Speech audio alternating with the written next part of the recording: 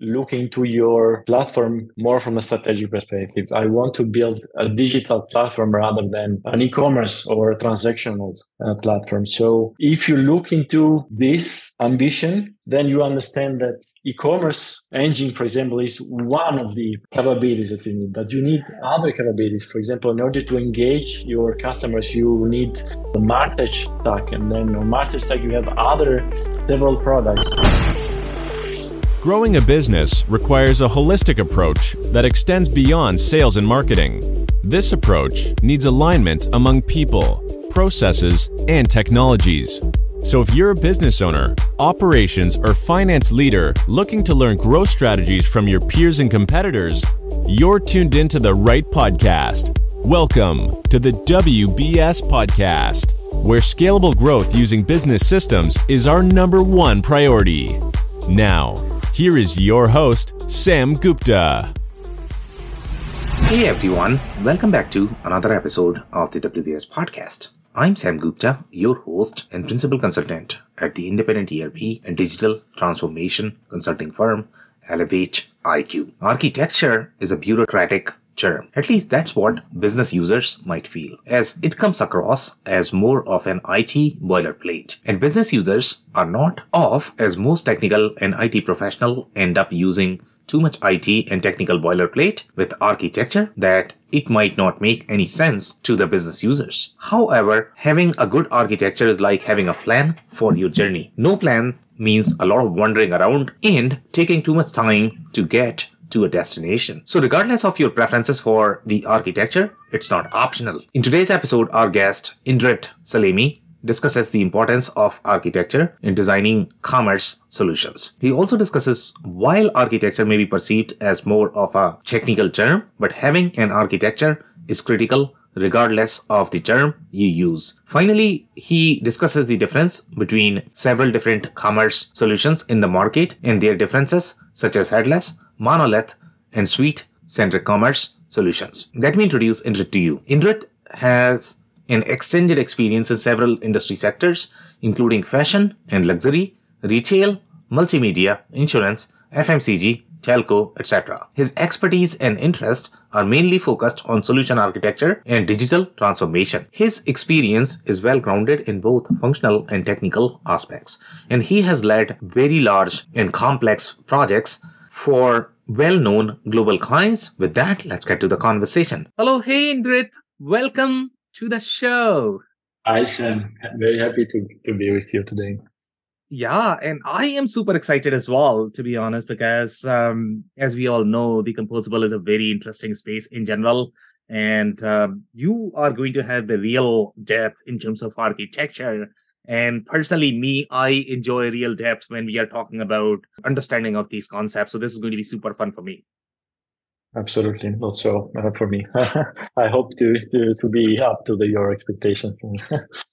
I'm pretty sure you are going to crush this, okay? Just to take things off, listeners might not know you. Do you want to start with your quick intro and what you are focusing on these days? Yeah, so I'm a solution architect. I work for Accenture Song. We build experiences, customer experiences, consumer, employee as well. Although I'm a solution architect, although today my opinions are the opinions that I will share are my own, and so should not be interpreted as representing the views of my employer. So I will talk for my experience and for myself, not share the views of my employer. My job is solution architect. I started as developing. I've developed like for 12 years, and then I think now I have 19 years of experience, in which 17 on commerce transactional part. The last years, I have also expanded my knowledge on the Martech, and to be honest, I worked on the enterprise architecture level, although I try not to call it enterprise architecture because I don't want to maybe sometimes it's confused with some bureaucratic stuff, maybe someone, so I'm very operative. And recently I also follow, let's say, clients from strategic architecture perspective. So how to move strategically in the market, how to build architecture, e-commerce, end-to-end, including marketplace. Yeah, so very interesting. And there are a lot of different layers that I want to peel. Obviously, there are some very interesting concepts that you have mentioned, and it will be beneficial for our listeners to know what those are. Before we do that, we have one of these standard questions that we ask every single guest in this, and that is going to be your perspective on business growth. Yeah, so I usually think in very direct terms. So for me, business growth today means reaching your customers in more and more channels, expanding your business, providing a consistent experience in all those channels all together, right? And maybe also combining the experience on those channels. So reaching your customers in the right moment, in the right time. And hence growing, for example, in this way. This is one. Another way is you can expand your business globally through regions and different markets and so on and so forth. And you need to be able to know the specificities of those markets, and you need to be able also to expand or make sure that your digital platform is able to serve also these other new markets, other regions. Okay, so very interesting perspective. I really like the way you have sort of laid this out, and I'm going to connect some dots overall. Okay, so number one point that I really want to touch on is, I know you mentioned many different architecture, and you had a little reservation there in terms of using the word enterprise architecture. I used to be equally conservative in using that because I personally felt that that was slightly more technical perspective when we speak in front of business. I mean, they don't necessarily care as much for the enterprise architecture, the technical community. If you're really building any sort of technical platforms, obviously you need to have the enterprise architecture down. Otherwise, it's not going to work. We all know this, how this goes, regardless of whether, business cares for it or not. I mean, you need to get it right. But lately, I have been hearing even business using enterprise architecture word.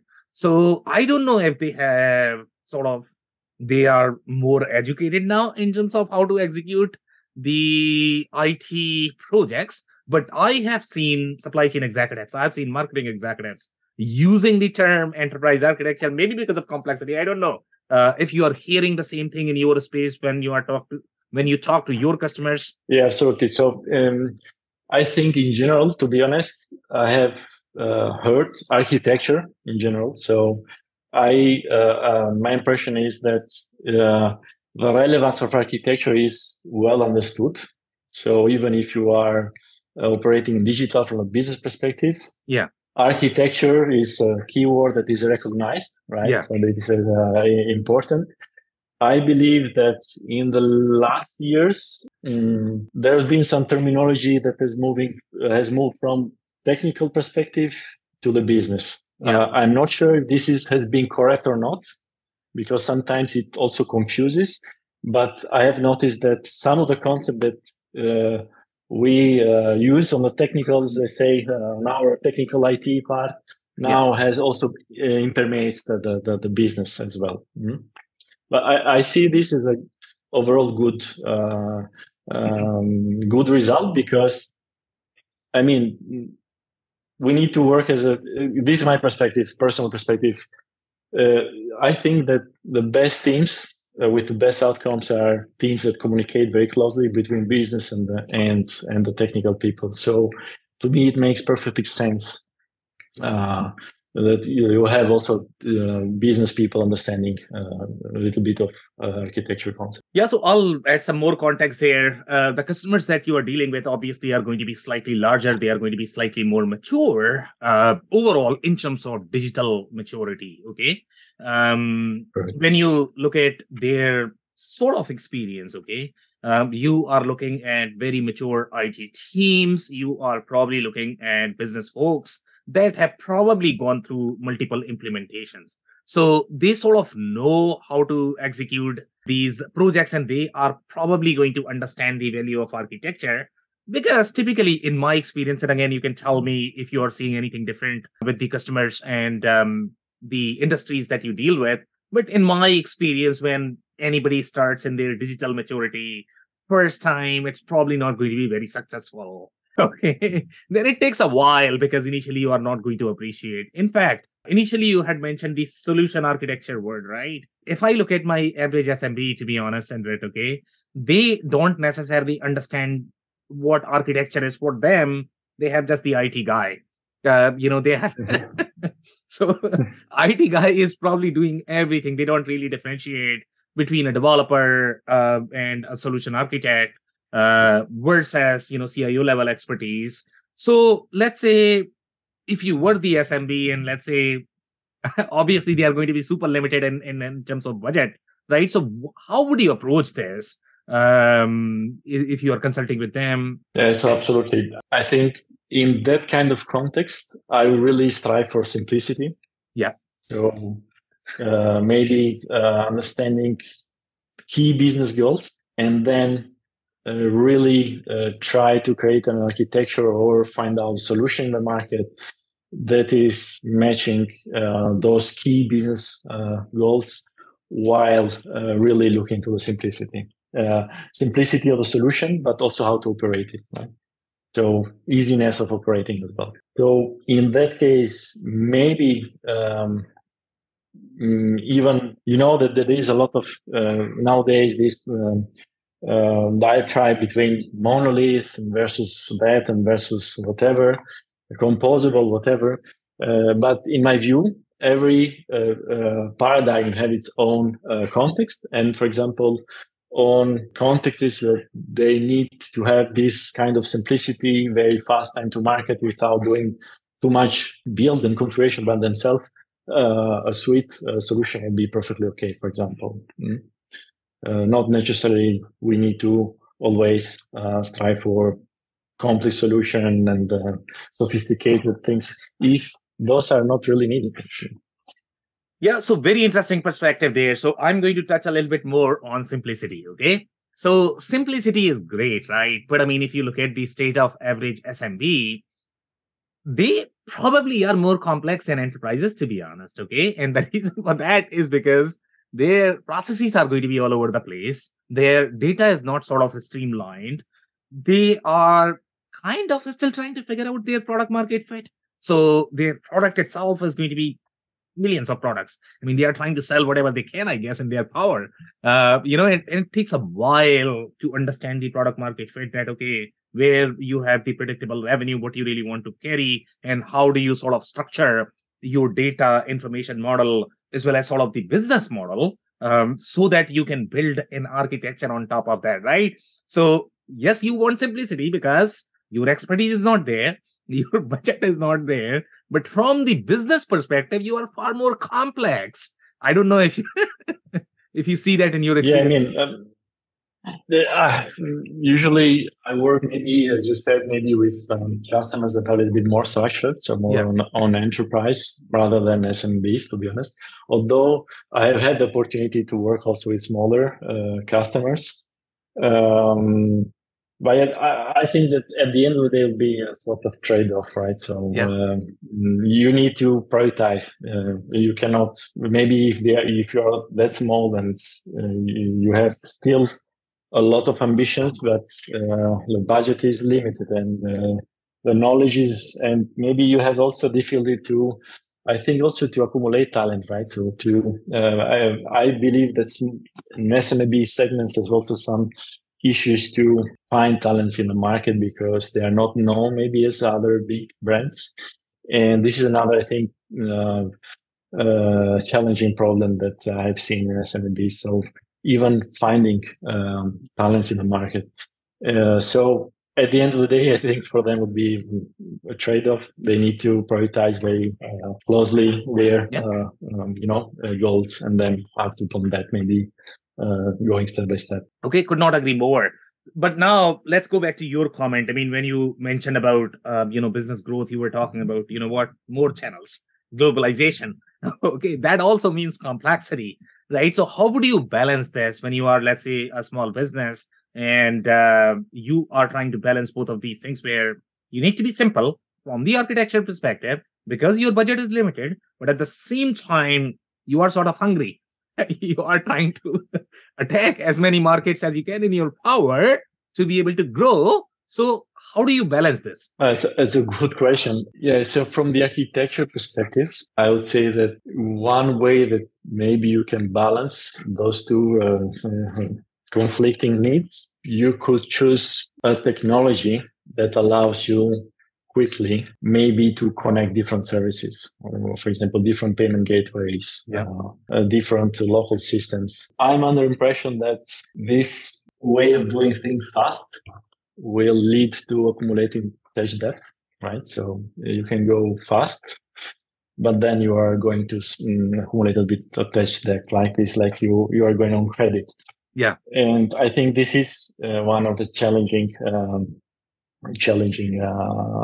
elements to take into account. So you'll go maybe fast, you'll try to prioritize your business growth, but then for sure in this process you won't have maybe the structure, you won't maybe have the time in order to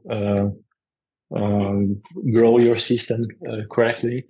So I would say that most probably you will accumulate tech debt.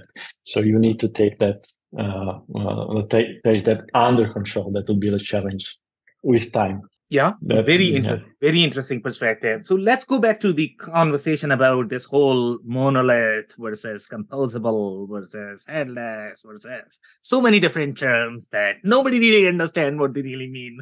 Okay, but obviously they have a lot of power behind that, and then you need to have a little expertise under your belt to be able to execute. So I don't know. I mean, maybe describe these different architecture. What is the value that they are trying to bring? And at what stage companies should go for something like this? Yeah, absolutely. So I have tried to plot into my mind the logical e-commerce architecture journey, right? So because my question was how we arrive at composability and why all this discussion, right? So if you remember, maybe years ago now, we had some big monoliths, right? Yeah. I think they were called even then suites, and I will still call them suites because those, in my view, the suites that we had 10 years ago are much different from the suites that we have today. Suites has evolved.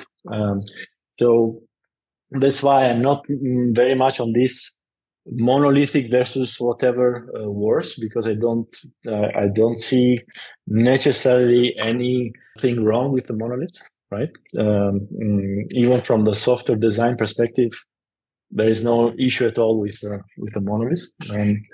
You should go with another paradigms like I don't know. Whatever composability via microservices, but even through package business capabilities, if you need that. If you don't, you shouldn't. Again, you should balance trade-offs.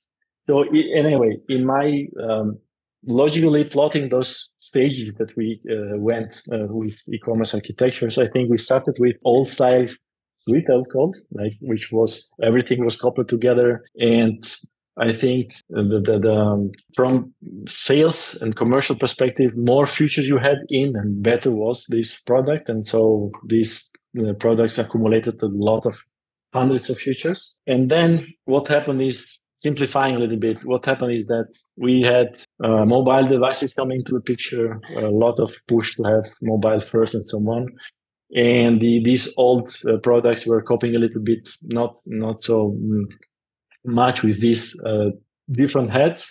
So we have maybe the headless approaches coming in. I remember already in 2014 when I joined, for example, Accenture, they were already doing headless commerce, although it was not as above as it is today. And then once we went multi-device, or we went mobile, or we went multi-head, then there was a sort of explosion of demand in the market. A lot of the digital was exploding. So we entered in a new way of, you needed to do business online very fast, to be very fast. And then I think we entered in the what I call composability through package business capabilities, as from Gartner definition. Once we entered in composability, of course, the complexity went up, but then again, we were much more faster in experimenting and following new business initiatives. And then what happened in general in the market is that DevOps entered in the picture, new cloud paradigms, microservices entered in the picture. So now we entered in the new innovation even more stage, I would say, composability through microservices or composability through Mac, if you want. Again, from my perspective, it was a matter of granularity. So granularity of the composability increased, and the gain was that now the functional features were matching also team organization. So you could have now different teams building different features, maybe end to end, and to have those teams independent from each other. I think this is more or less the architectural journey that we have been through, at least from my perspective, simplifying it, of course. Yeah, so very interesting commentary there. And my audience in general is going to be more of, CFOs, the COOs. In general, they are not going to have as much technical background. So even though you sort of describe what is a monolith, and I don't know if marketers these days, they understand technology a little bit better. I'm not too sure about that. I highly doubt. Okay, if they truly understand the difference between these different architectural patterns, obviously there is some value, right? That's why they exist. But let's say if you were to describe what a monolith really is and why do we need composability? Okay, why do microservices exist to begin with? You are breaking it down for your grandma. Okay. Yeah, so I would provide you my personal perspective. I see it from control perspective. If I'm an organization, I would like to have a control on building my customer experience, right? So my business process flows. And if I go with a monolith, it means that that product needs to contain all the characteristics that I need and business process flows that I need. If not, then I would have some issues there. I will have some gaps.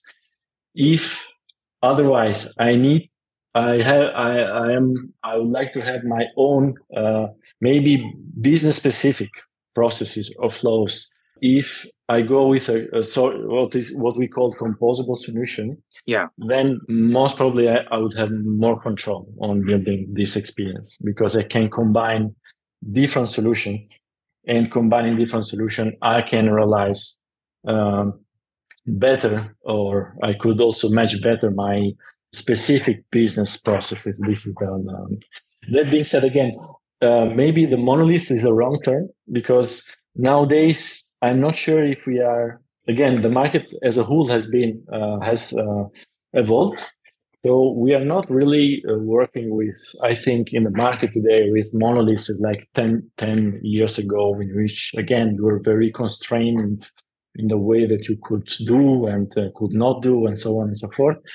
So today, I think I would not use monolith as a term. Maybe suite is a better term, and suites can even be even somehow you can look into the suites are a combination of different products, even in their own. So we are not really moving into the same, the old monolithic space, I think, as 10 years ago. Yeah. So, long story short, I look into it from the control perspective. So if I want to have complete control on customer experience, maybe I would organize the solution as I want. Maybe a composable solution could fit me better. Otherwise, maybe I would like to delegate to the best practice because I trust a vendor and I would like to delegate those. And I have checked those flows and specific vendor solution matches all my needs. And there is no issue at all going with a monolith / suite solution. So I I look into all these paradigms with their own context of applicability, right? So for me, there is no best architecture. To me, it is more like choosing the least worst architecture because architecture is always a trade-off between different forces. Yeah, so we are going to unpack a little bit there. So you mentioned a lot of different keywords there, and I want to make sure that the listeners are able to follow along. So control obviously is very important, but you might need to break down control a little bit, or maybe provide an example of what kind of control are we talking about? Because for CFOs, it's probably going to be financial control, right? The customer experience is a very different control that you are trying to refer to here. The other term that you mentioned is suite. Now, in their head, what they are thinking is suite could mean a lot of different things from the ERP perspective. So which suite are we talking about? And these terms are really fun, right? Because they could be all over the place in general. So, yeah. Yeah, sure. Yeah, so maybe I'll start with the second one. With suite, I mean a suite of products, maybe provided by the single vendor, right? And I don't know, you have the e-commerce platform, and then you have a marketing platform, customer service, all blended together, pre-integrated by the vendor, right? Perfectly makes sense. And by control, I mean, what I mean by control is differentiation.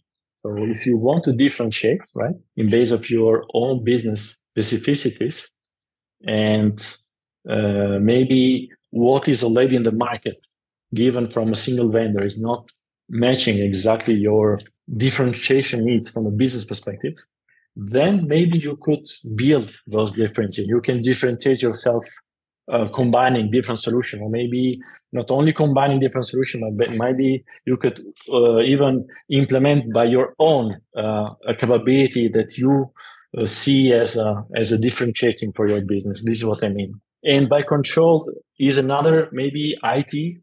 This is a business part. Maybe the IT concept is that if you choose one single vendor, maybe again, there is nothing wrong with it. There are always trade-offs. But maybe you could, what we say, you could lock in a little bit more on the vendor. So instead, if you go with your own solution or composable solution, then you can build it in such a way that maybe you are less depending on a single vendor, right? The drawback of this approach is that you can depend on yourself more. So there is also self-lock-in, which might be even more dangerous than you say having lock-in on the vendor. So again, as I said, it's always a trade-off in the architecture. There is no best architecture. It is always best matching architecture for given context. There is no best architecture in general. Yeah. So we are going to touch a little bit more on the differentiation piece. And sometimes it could be hard for companies to understand how technology is going to provide the differentiation. In general, obviously, technology is the enabler, but you're probably the way you are processing your transactions, the way your processes are structured, maybe that could provide the differentiation overall in terms of whatever KPIs that you might be trying to hit. In general, in my experience, when you look at commerce solutions, right, they do provide a little bit of differentiation because they are slightly more externally focused, whether you talk more in terms of the user experience, because the external users are using it, or for example, Google SEO, there are a lot of different external factors that are really controlling your differentiation as well as your customer experience. So that's why this matters overall in terms of the e-commerce solutions. But in your mind, let's say whenever you look at any of the customers that you are working with, I don't know if they are trying to accomplish any specific differentiation objectives when they implement these things. I mean, technology is technology, right? But how you are implementing is going to be your differentiation. So do you have any sort of examples where you have seen the real differentiation because how either it was implemented or how it was architected? Yeah, by differentiation, I mean, it is matching your own business goals. And we discussed before about channels and reaching different markets and different regions. For example, there are clients that might operate in a market that is very regulated locally. So for each market or each region, you need really to follow your local laws and local regulations and so on. And in that case, you really need to, from that perspective, differentiation is not only doing business differently, but also being able to follow for your specific segment all the local business models of your company and all your local regulations. So in that case, maybe one solution that one size fits all approach might not be the one that could match this kind of very regulated local markets approach. Might be one example. Another example is that as a company, you would like to provide the best experience in the market, and you would like to have maybe you have another competitor or more than one, and you want to provide to the final consumers the best, not only the best product, but also the best experience overall in terms of engagement, in terms of conversion, in terms of after sales and loyalty and so on, right? And you want to do it better. This is another form of differentiation, right? So the bar now is much higher. So you cannot be satisfied with maybe a solution that even your competitor could purchase in the market. So you need to differentiate more. That may be an example.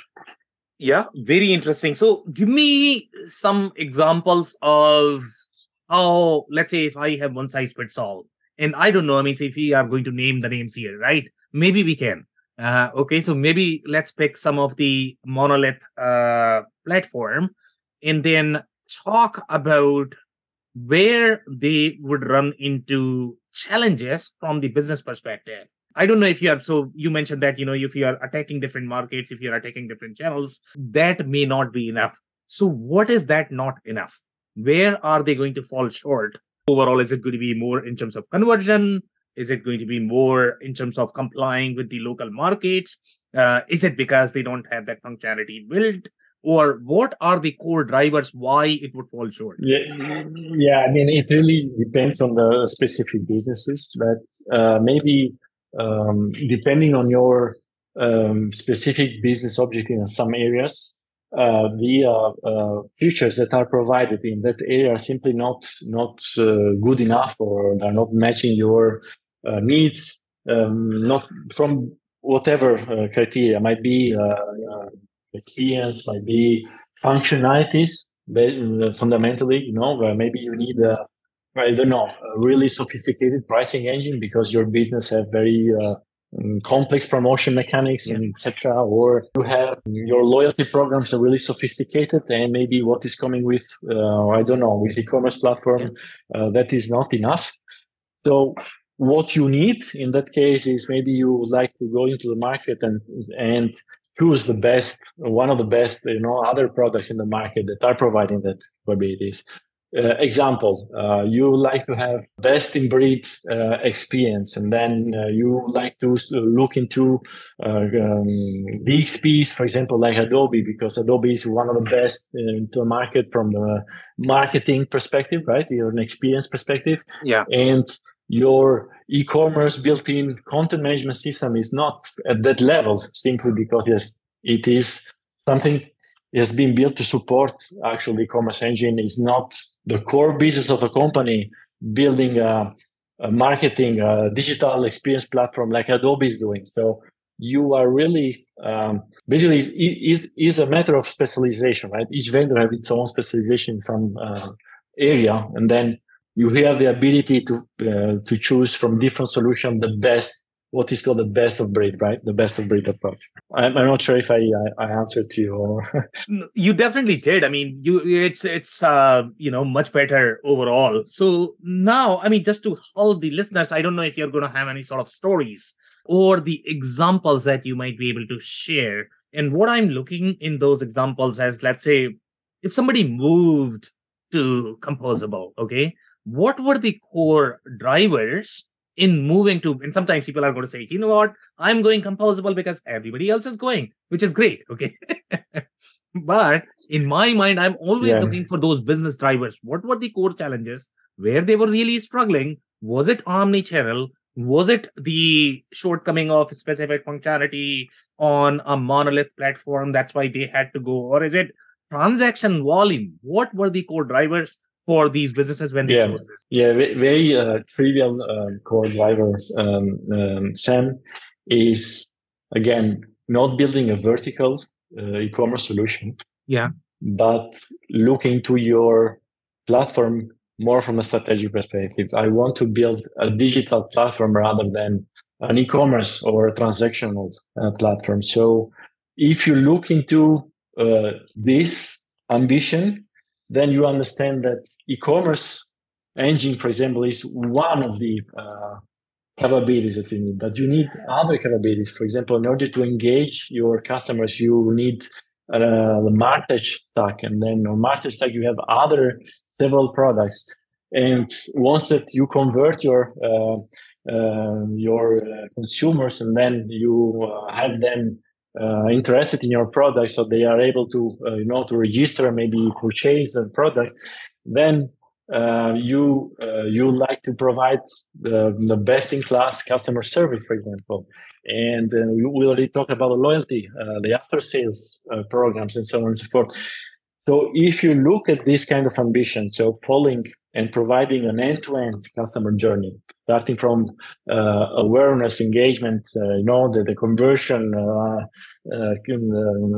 e-care, after sales, whatever, then automatically it is almost impossible that you can find one product that can do this all. What we see in the market today is that's why I asked, I try to avoid the term monolith, because monolith has a negative, is a little bit abused, I think, for the wrong reasons. So monolith is totally okay. But I use the term suites because there are indeed vendors that are trying to provide different capabilities as a suite and pre-integrated. And that is perfectly good solution given different context. If for some reason you are not happy, you have you are not happy, I don't know, your e-commerce engine capabilities are different, or you don't like I don't know, the marketing platform coming with this suite, or maybe you already purchased, you have already in-house another marketing platform, then you start looking to how could we create a composable platform, right? This is one trivial example. In general, other example is that you start with the online channel and then maybe you expand your offering. Maybe you want to now transact and reach your client, you reach your consumers, your customers on social channels and other channels. Maybe you have now your online presence, your own portal, but then D2C portal, but then you like to, why not expanding, for example, your reach to the indirect channels? Maybe you like to share and sell on the marketplace, and maybe you go to China, and then in China, I don't know, marketplaces are much more effective channels than in Europe. So you need to have this kind of flexibility. And usually, again, as I said, if you would like to have full control how you realize those things, how you do those things, then yes, then composability becomes a viable option. Again, you have its own trade-offs. There is no best solution, because with composability, usually the complexity is also higher. So you need also to be able to manage that and to operate the platform. And then there are other aspects, like, for example, usually we focus a lot, we as an industry, at least all the discussion that I hear, it is more on customer experience. Well, of course, customer first, very important, but also employee experience is very relevant as well. So when you design the platform, especially if those platforms are coming from the products are coming from different vendors, are not pre-integrated, you need to to take care about your employee experience as well. From the operating perspective, that is also very important. Yeah, could not agree more. I think both of those matters, and sometimes it's obviously experience matters, but at the same time, the cost matters as well.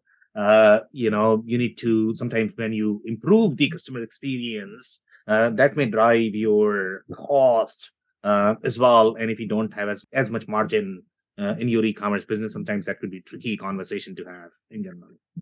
Correct.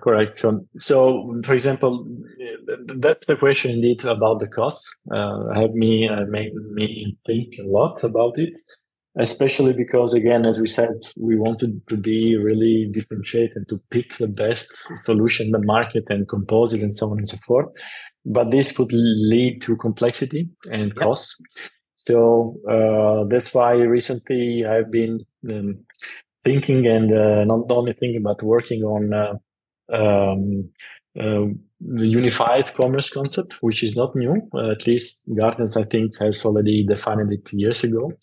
But looking to unified commerce from composability perspective. So building a unified commerce solution already in a composable fashion, in order to maybe take some decisions already and providing already some core flows, core business process already implemented. And we didn't talk before. I forgot to mention, but one of the key aspects is also personalization. Yep.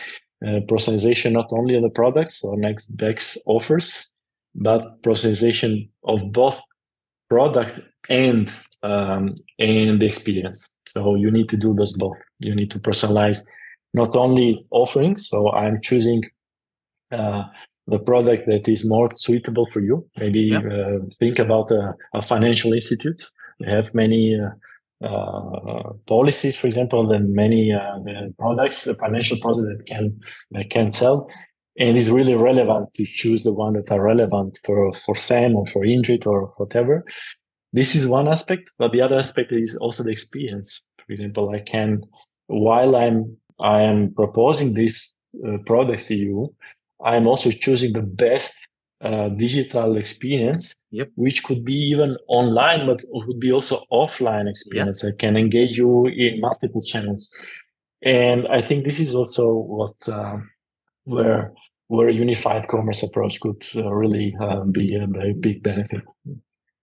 You can engage, you can have a solution in which allow me to say that you move a little bit from omnichannelness, as we understand it usually, in a form of channel-less interaction, in which you interact with the system more from a persona perspective.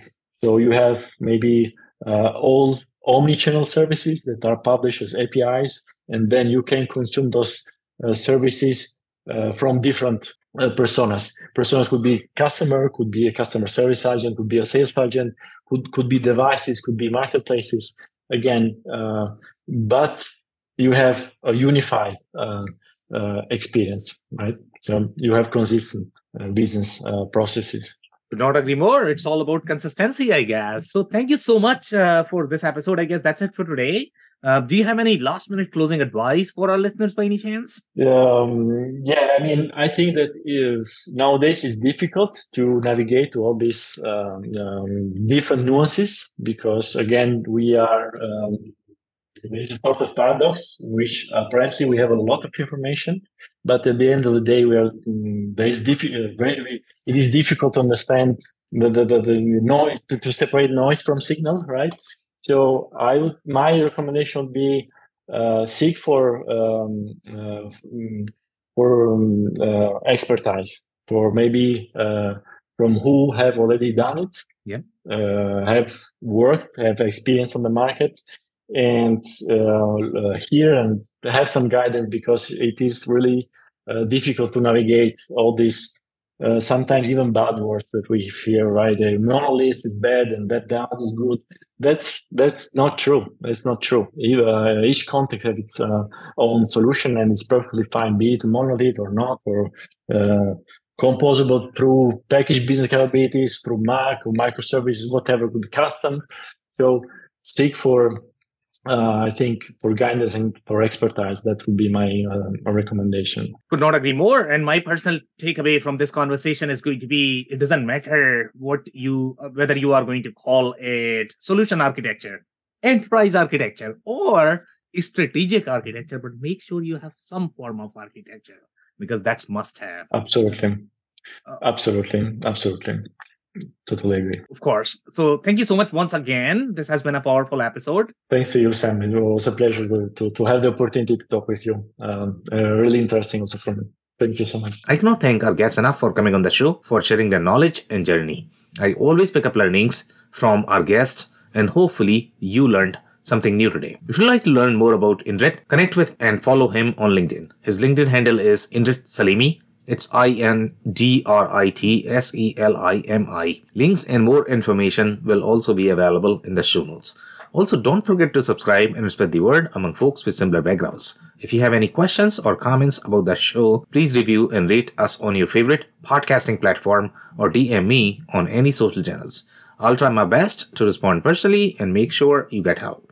Thank you, and I hope to catch you on the next episode of the WBS Podcast. Thank you for listening to another episode of the WBS Podcast. Be sure to subscribe on your favorite podcasting platform so you never miss an episode. For more information on growth strategies for SMBs using ERP and digital transformation, check out our community at WBS.rocks. We'll see you next time.